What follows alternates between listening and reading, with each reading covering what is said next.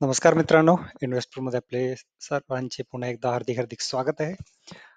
जसं की आतापर्यंत आपल्याला कल्पना आली असेल की मुंबईमध्ये होय, अख्ख्या प्रॉपर मुंबईमध्ये BMCने नवीन हाऊसिंग स्कीमची लॉटरी जाहीर केलेली आहे आणि या स्कीमच्या अंतर्गत जवळपास 426 घरे त्यांनी उपलब्ध करून दिलेली आहेत, जे की मुंबईच्या चांगल्या चांगल्या प्रॉपर लोकेशन्सला तुम्हाला बघायला भेटतील. आणि या सोडतीबद्दलची थोडक्यात माहिती आपण मागील व्हिडिओमध्ये घेतली होती, की ब्राउझर वगैरे कुठे साईट कुठली वगैरे ह्या त्या गोष्टी. आता त्या ब्राउझरमधून नेमक्या नियम, अटी, शर्ती काय आहेत या सोडतीसाठी? कोण कोण इथे अर्ज करू शकतं? कोण कोण पात्र आहेत? कोण कोण अपात्र आहेत? आणि अर्ज करताना डॉक्युमेंट्स तुम्हाला काय काय लागतील, महत्वाचे डॉक्युमेंट्स. सो या गोष्टीबद्दल या व्हिडिओमध्ये आपण चर्चा करणार आहोत.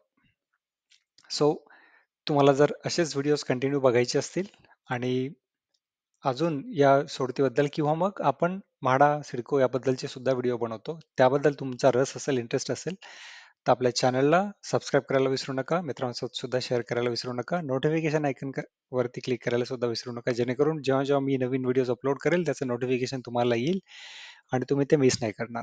सो आजच्या व्हिडिओमध्ये जे काही नियम, अटी, शर्ती येतात त्या सर्व मी ब्राउझरमधून काढलेल्या आहेत. तुमच्याकडे ब्राउझर असेल तर तुम्ही ते चेक करू शकता, तुम्ही ते बघू शकता. हा व्हिडिओ बघायची गरज नाही. बट तरी तुम्हाला डिटेल्स बघायचे असतील तर या व्हिडिओ तुम्ही शेवटपर्यंत बघा, ज्यामध्ये की मी सर्व गोष्टी एक्सप्लेन करणार आहे तुम्हाला.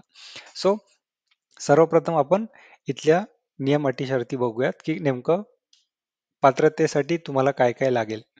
पहिली गोष्ट म्हणजेच तुमचं वय 18 वर्षापेक्षा जास्त असायला पाहिजेत, कमी नसायला पाहिजेत. सो तुमचं वय 18 वर्षापेक्षा जास्त असेल तर तुम्ही इथे अर्ज करण्यासाठी पात्र आहात. पहिली अट आहे अशी.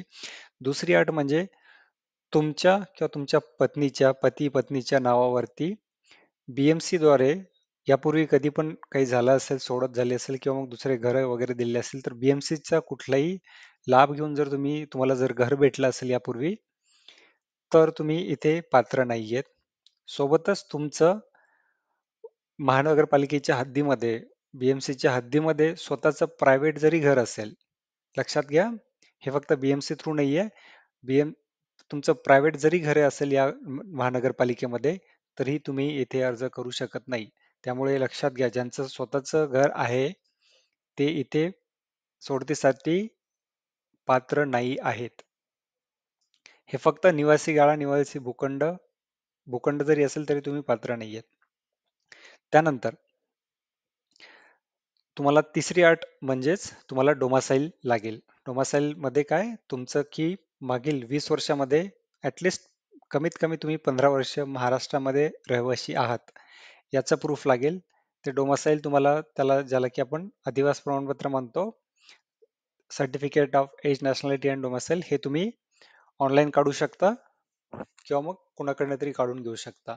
जर तुम्ही महाराष्ट्राचे रहिवासी असाल तरच तुम्हाला हे डोमासाईल सर्टिफिकेट भेटतं आणि तरच तुम्ही इथे अर्ज करू शकता. जर तुम्ही महाराष्ट्राचे रहिवासी नसाल किंवा मग मागील 5 पेक्षा जास्त वर्षांपासून तुम्ही दुसऱ्या राज्यामध्ये राहताय किंवा बाहेर गावी राहतात किंवा दुसऱ्या देशामध्ये राहतात, तर तुम्ही इथे पात्र नाही आहात. त्यानंतर चौथी महत्वाची अट म्हणजे तुमचं वार्षिक उत्पन्न. आता वार्षिक उत्पन्न कसं कॅल्क्युलेट होतं, एकाचं नाहीये, पूर्ण फॅमिलीचं कॅल्क्युलेट होतं. फॅमिलीमध्ये कोण येतं, हजबंड वाईफ. सो या दोघांचं कंबाईन इन्कम, दोघे जर जॉब करत असतील, दोघे कमवत असतील किंवा मग तुमची दुसरी ऍडिशनल काही इन्कम असेल कुठल्या पण सोर्सेस थ्रू, बिझनेस असेल किंवा दुसऱ्या कुठल्या रेंट वगैरे कुठल्याही गोष्टीने जर तुम्हाला इन्कम येत असेल, तर ती इन्कम तुमची या दोन कॅटेगरीमध्ये बसायला पाहिजे. दोन कुठल्या, EWS आणि LIG. EWS म्हणजेच तुमचं टोटल इन्कम 6 लाखाच्या आत असेल तर तुम्ही EWS मध्ये कॅटेगरीमध्ये बसता आणि ज्यांचं उत्पन्न 9 लाखाच्या आत असेल ते LIG कॅटेगरीमध्ये बसतात. या दोनच कॅटेगरी आहेत आणि दोन कॅटेगरीसाठीच इथे फ्लॅट्स अवेलेबल आहेत. जर तुमचं दोघांचं वार्षिक उत्पन्न 9 लाखाच्या वर जात असेल तर तुम्ही इथे पात्र नाही आहात. ही पण गोष्ट लक्षात घ्यायची आहे. आणि हे कुठलं, तर मागच्या वर्षीचं 2024-25 फायनान्शियल इयरचं तुम्हाला उत्पन्न इथे लागेल. हे तुम्ही बघू शकता इथे EWS आणि LIG 6 लाखापर्यंत आणि 9 लाखापर्यंत. कारण की या 2 गटासाठीच वेगवेगळ्या स्कीम्स आहेत. ईडब्ल्यूएस आणि त्या स्कीम्सला अर्ज करताना सुद्धा तुम्हाला पुढे देण्यात येईल ईडब्ल्यूएस किंवा मग अत्यल्प उत्पन्न गट, तर तिथल्या स्कीमला तुम्ही अर्ज करू शकता. बट ईडब्ल्यूएस वाले अल्प उत्पन्न गटातील स्कीम्सला सुद्धा अर्ज करू शकतात. बट उलट तुम्ही करू शकत नाही. तुमची जर इन्कम अल्प उत्पन्न गटामध्ये येते तर तुम्ही ईडब्ल्यूएस म्हणजेच अत्यल्प उत्पन्न गटातील स्कीम्सला अर्ज करू शकत नाही. तुम्ही फक्त आणि फक्त एलआयजी किंवा मग अल्प उत्पन्न गटातील स्कीम्सलाच अर्ज करू शकता. सो ही महत्वाची बाब तुम्हाला लक्षात घ्यायची आहे. आणि इन्कम प्रूफसाठी नेमकं काय लागेल, तर एकतर ITR किंवा मग तहसील. ITR जर तुम्ही फाईल करत नसाल तर तहसीलकडून तुम्हाला उत्पन्नाचा दाखला लागेल. हे 2च प्रूफ आहेत. या व्यतिरिक्त तुम्ही म्हणसाल की फॉर्म 16 आहे आमच्याकडे किंवा मग अ, कुणीतरी डिक्लेरेशन दिलेलं आहे, तुम्ही जर सेल्फ एम्प्लॉय आहात तर त्यांचं डिक्लेरेशन आहे किंवा मग तुमच्या ऑफिसकडून डिक्लेरेशन आहे, तर हे कुठलेही ग्राह्य धरण्यात जाणार नाही. फक्त ITR किंवा मग तहसीलदाराकडनं जे उत्पन्नाचं प्रमाणपत्र भेटतं ते, या 2च गोष्टी तुम्हाला उत्पन्नासाठी दाखवता येतील, बाकी कुठल्याच नाही. आता महत्वाचं म्हणजे अजून तुम्हाला डॉक्युमेंट्स कुठले कुठले लागतात. तुम्हाला पहिले रजिस्ट्रेशन करायचं वेबसाईटवरती. वेबसाईटची लिंक तुम्हाला मी डिस्क्रिप्शन बॉक्समध्ये देईल. आणि रजिस्ट्रेशन करताना तुम्हाला नेमके कुठले कुठले डॉक्युमेंट्स लागतात ते तुम्हाला सांगतोय. पहिलं म्हणजे ओळख पुरावा, त्यासाठी तुम्हाला आधार कार्ड लागेल. दुसरं म्हणजे आधार आणि पॅन कार्ड हे 2 लागतील. त्याच्यानंतर तुम्हाला आधार कार्डशी संलग्न असा मोबाईल क्रमांक लागेल, जेणेकरून तुमचा आधार कार्डचं व्हेरीफाय होतं. व्हेरीफाय होण्यासाठी OTP येतो, त्यासाठी तुम्हाला जो लिंक केलेला आहे आधारशी मोबाईल नंबर, तो नंबर सुद्धा तुमचा ऍक्टिव्ह असायला पाहिजे. त्यानंतर सध्याचा वास्तव्याचा पुरावा. जर तुमचं पॅन कार्ड आधार कार्ड वरती जर ऍड्रेस तोच असेल रेसिडेन्शियल ऍड्रेस, तर तुम्हाला काही करायची गरज नाही. बट तुमचा जर रेसिडेन्शियल ऍड्रेस दुसरा असेल, सध्याचा वास्तव्य तुम्ही दुसरीकडे करत असाल, तर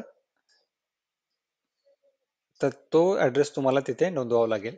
त्यानंतर जे आता सांगितलं थोड्या वेळापूर्वी, तुम्हाला डोमासाईल सर्टिफिकेट लागेल. त्यासाठी तुम्हाला तहसील सक्षम प्राधिकरणाने दिलेले डोमासाईल सर्टिफिकेट लागेल. ते पण मागील 5 वर्ष जुनं एवढंच लागेल. 5 वर्षापैकी पेक्षा जास्त जुनं असेल तर ते ग्राह्य धरल्या जाणार नाही जवळपास. सो 2020 नंतरचं तुम्हाला डोमासाईल लागेल. जर तुमच्याकडे नसेल तर तुम्ही आताच बनवून काढून घ्या. ते तुम्हाला 15-20 दिवसामध्ये भेटू शकतं किंवा 1 आठवड्यामध्ये सुद्धा भेटू शकतं, फास्ट प्रोसेस असेल तर. बट तुम्ही ते नवीन लागेल, फार जुनं तुम्हाला 2020च्या पूर्वीचं चालणार नाही. त्यानंतर उत्पन्नाचा पुरावा. उत्पन्नाच्या पुराव्यासाठी तुम्हाला 24-25चा ITR लागेल किंवा तहसील यांनी दिलेला उत्पन्नाचा पुरावा 24-25चा, ह्या 2 गोष्टी लागतील. त्यानंतर हे कौटुंबिक उत्पन्नाचा पुरावा आणि पती पत्नीच्या उत्पन्नाचा पुरावा तुम्हाला अगेन सेम ITR किंवा मग तहसीलने उत्पन्नाचा दिलेला तुमच्या नावे त्याच्यावरती अर्जदाराचं नाव असेल त्यांच्यासाठी तो लागेल. त्यानंतर हे झाले, हे कॉमन तुम्हाला डॉक्युमेंट्स लागतील सर्व कॅटेगरीसाठी. आता कॅटेगरी सुद्धा आहे, तर तिथे आरक्षण सुद्धा आहे काही काही कॅटेगरीला.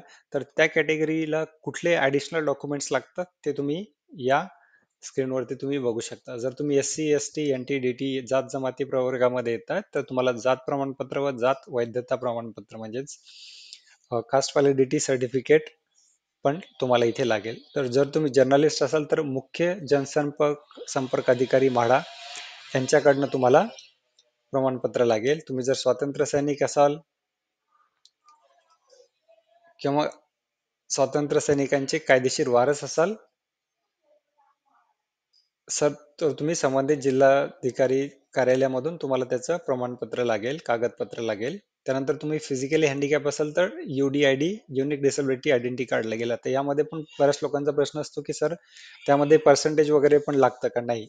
तर तुमच्याकडे फक्त UDID कार्ड लागतं. पर्सेंटेज काही मॅटर नाही करत. तुमचं 10% आहे का 50-60% आहे, पण फक्त तुम्हाला कार्ड लागेल ते. त्यानंतर डिफेन्स या फॅमिलीसाठी तुम्हाला अगेन जिल्ह्याचे जिल्हा सैनिक कल्याण मंडळ किंवा जिल्हा सैनिक कल्याण अधिकारी यांच्याकडनं प्रमाणपत्र लागेल. त्यानंतर माजी सैनिकसाठी संबंधित जिल्ह्याचे अगेन जिल्हा सैनिक कार्यालय कल्याण अधिकारीकडनं तुम्हाला प्रमाणपत्र लागेल. त्यानंतर MP MLA MLC यांच्याकडनं सुद्धा संसद सचिवालय विधानमंडळ सचिवालय यांच्याकडनं तुम्हाला प्रमाणपत्र लागेल. बृहन्मुंबई महानगरपालिकेतील कर्मचारी असेल तर कर्मचाऱ्याचे ओळखपत्र तुम्हाला इथे चालून जाईल.